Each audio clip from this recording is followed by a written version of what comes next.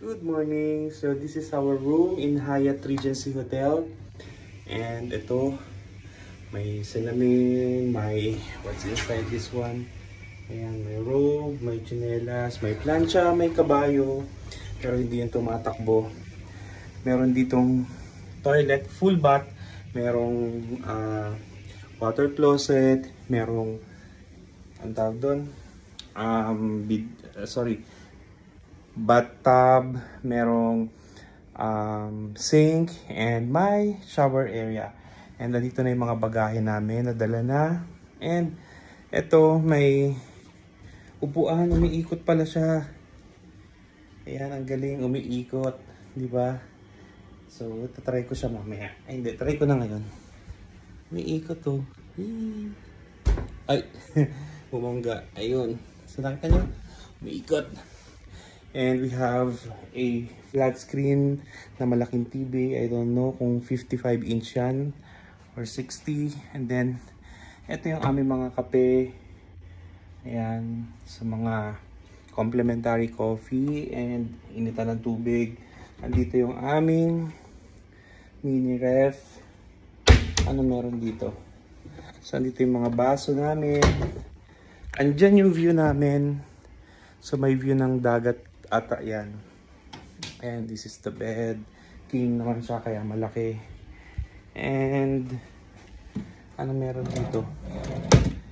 Ayan. So please help conserve your well-being and comfort are our utmost importance to us. We are equally committed to preserving the precious natural resources of the world. To do our part to help the environment, we will change your bed, linens, and towels after every 3 nights of your stay. So, baliktad.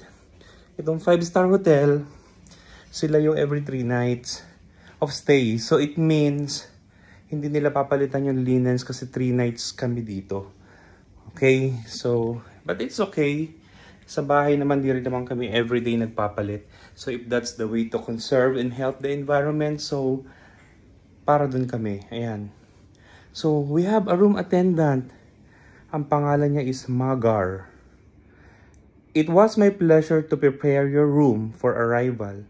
If at any time during your stay you have additional requests, please simply fill out the card below and place it on your desk or contact guest service at extension 0. Your room will be serviced daily between 9 to 6 p.m. So, may ganun-ganun sila. And ano to? Dialing instructions para sa phone. And we have here the desk, parang office type. So, perfect pag may meeting at saka may hope. And, wow, may free bags. Isang Versace at isang LV. Ay, baka maniwala kayo dito kayo mag-check-in sa Hyatt tapos hanapin nyo yung bag. So, it's our bags. Nandyan na lang talaga siya. So, we have a mirror here. Ayan. Ayun ako. So, ayan. Manalamin muna. So, this is it. Our room here for the next 3 nights. And we will have one more hotel for our whole stay here in Dubai. So, soon after 3 days, after 4 days, we will be there in the hour. Ina-anticipate talaga namin yung hotel na yon kasi that's the best hotel in the world. The only 7-star hotel in the world. So, hindi ko na muna i-reveal sa inyo. It's for you to research kung ano yung hotel na yon because we will be there and we will do more vloggings. Okay? So, bye-bye. Dito si Sir Emil. Ayan. So, siya yung nasa CR kanina.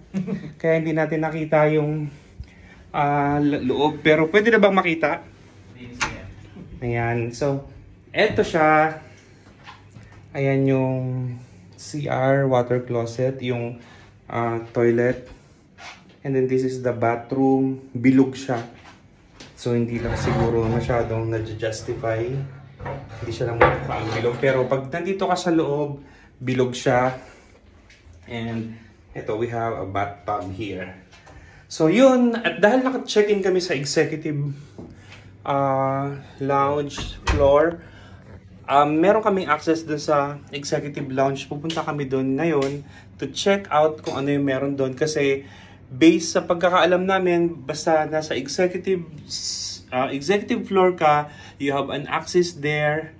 Pwede ka doon mag-breakfast. Pwede rin kung sa nagbe-breakfast yung karamihan ng hotel guests. So you have a choice. And then, you can also go there during like this time, parang merienda time, lounging time. May bisita ka, pwede rin doon. Pwede rin during the night. And it's all for free kung kakain ka doon or iinom ka doon ng something to drink, something to eat. Okay, but we don't know what's in there sa ngayon, and that's for us to check out. So, bababa muna kami to check that out. Bye-bye! Bye-bye!